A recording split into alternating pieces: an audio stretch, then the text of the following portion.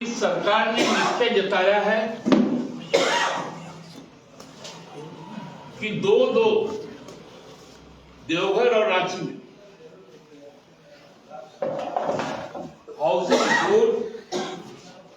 Housing complex का निर्माण करें।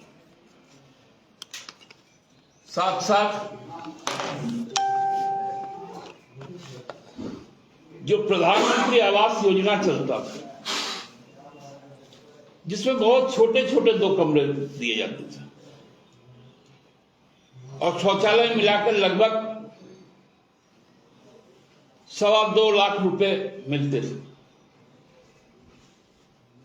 राज्य सरकार ने निर्णय लिया और ये हमारी घोषणा पत्र में भी था कि हम 3 कमरों का घर देंगे, उसमें 50,000 रुपया एड ऑन किया।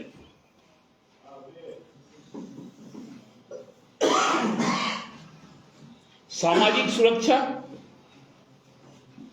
देश का पहला राज्य हम लोग हैं जिन्होंने यूनिवर्सल पेंशन स्कीम लाने का काम किया। सभी लोग इसके दायरे में हैं। इसमें कोई जाति, कोई धर्म, कोई पथ, कोई पंथ, सबको समावेश किया गया। ये सोशल सिक्योरिटी कॉन्फिडेंस देता है लोगों को।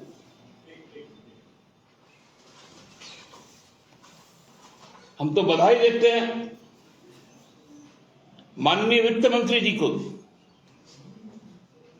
कि उन्होंने जब बजट पे चर्चा शुरू की तो आम लोगों से पूछने का काम किया, और जो आम लोगों की ख्वाहिश थी 2 वर्षों में, सभी कोई चिंतित थे शिक्षा से, स्वास्थ्य से, रोजगार से, उन तीनों को समावेश किया गया। हमको लगता है कि इतना इंटीग्रेटेड बजट हमारे 22 साल में पहली बार आया।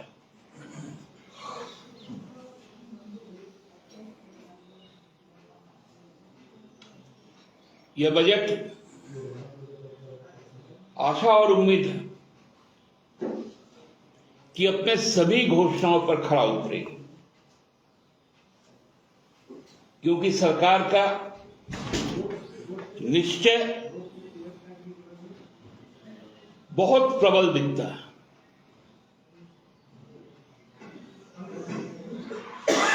आप लोग देखे होंगे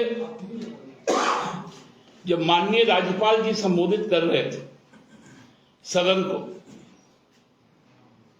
विपक्ष के द्वारा किस प्रकार का उद्दंडता पेश किया गया।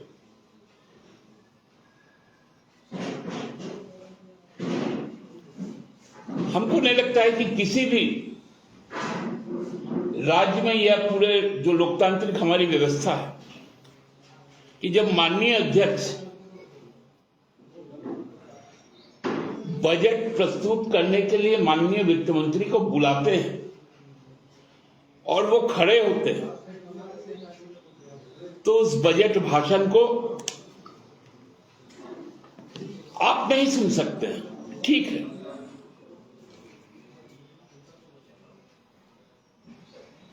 लेकिन उसको व्यवधान करने के लिए जो आज काम किया गया उसकी भी हम लोग तीव्र भर्त्सना करते हैं।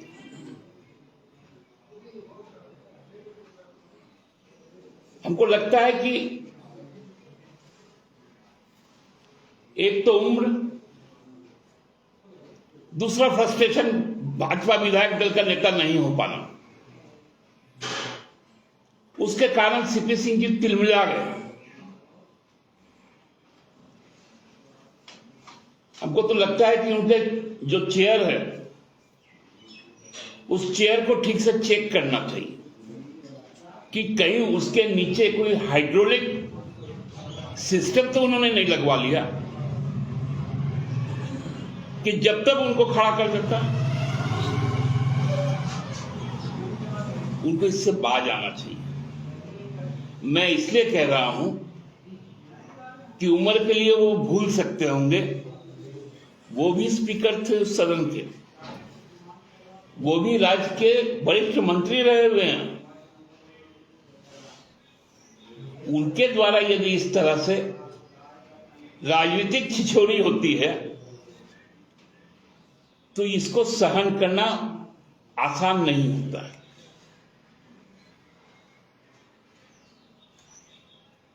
आज इतना ही कहना था आप लोगों से। कोई यदि प्रश्न है तो वो अपेक्षित है। दादा, बेरोजगारी भत्ता का क्या हुआ? उसका तो इस बजट में कुछ नहीं है।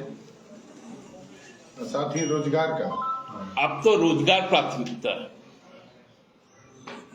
और रोजगार प्राथमिकता होने के कारण आप देखे होंगे कि व्यापक तरीके से जीएसटीसी द्वारा उसकी तैयारी की जा रही है। जो सबसे बड़ी समस्या थी पारा टीचरों की, उसको सॉल्व कर लिया गया है। अभी टीचर्स की नियुक्ति की प्रक्रिया शुरू हो जा रही है। हेल्थ वर्कर्स के अन्य पदों की भी विज्ञापन निकल गए हैं जो इंजीनियरिंग डिपार्टमेंट्स हैं। अब तो रोजगार पे बात हो रही है। अब बेरोजगारी तो लोगों के आंखों से हट ही जाएगा। सर भाषा विवाद है, स्थानीयता है, ये सब लागू होगा तब ना नियुक्तियां होंगी। सभी चीजें लागू हो जाएंगी और सभी नियुक्तियां बहुत जल्द हो जाएंगी। इसके कहीं कोई विवाद नहीं है। जिनका कोई काम नहीं रह गया वो अब भाषा विवाद और ये सब बात कर रहे हैं। वैसा अब कोई विवाद इस राज्य में नहीं। अच्छा दादा, एक बात है भाषा को लेकर, स्थानीय भाषा को लेकर जिस तरह से बात चल रही है, शिक्षक ही नहीं है, प्राइमरी से लेकर हायर एजुकेशन तक शिक्षक रहेंगे तब ना पढ़ाई होगी। आप देखे होंगे कि हमने इसकी पहले ही व्यवस्था कर ली है हम लोगों ने पिछले ही बजट कि फ्रॉम प्राइमरी लेवल से लेकर पीजी तक रीजनल लैंग्वेज के बच्चों की पढ़ाई भी होगी और उसके लिए सारे जो सिलेबस है वो तय करने की, और आगामी सत्र में वो इंट्रोड्यूस भी हो जाए। सर भाषा के शिक्षक होंगे तब ना पढ़ाई होगी। मैं तो उसी के लिए कह रहा ना, जब सिलेबस तय हो जाएगा प्राइमरी लेवल पे तब नियुक्ति भी होगी, तब बच्चों का एनरोलमेंट भी होगा। बेसिक चीज सिलेबस का होता है। अभी सिलेबस हमको लगता है न्यू एकेडमिक सेशन से वो इंट्रोड्यूस हो जाएगा। हो गया फिनिश नहीं है उसमें, हाँ।